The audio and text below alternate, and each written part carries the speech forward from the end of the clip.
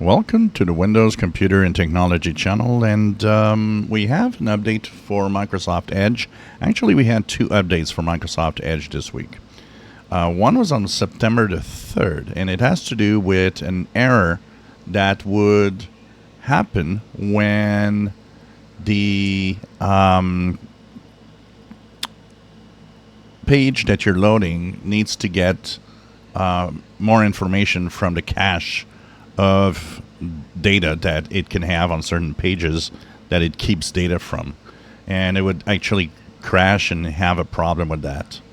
Then you would have a update on September 5th today, which just says fixing various bugs and issues.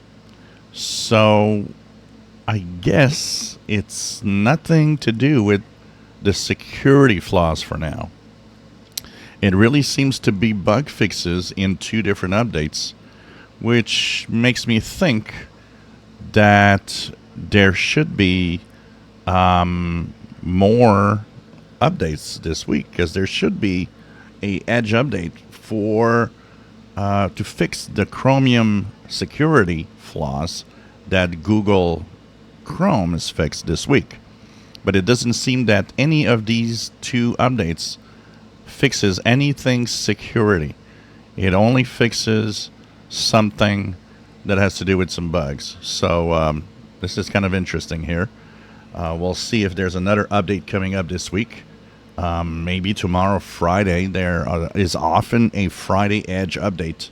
So maybe tomorrow is going to be a bug fixing update added to the two updates that already have.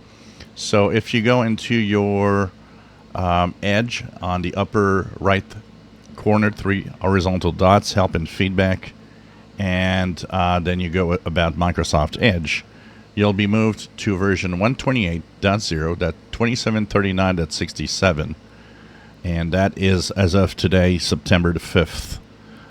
We'll see what comes next for this week, because there should be security updates also.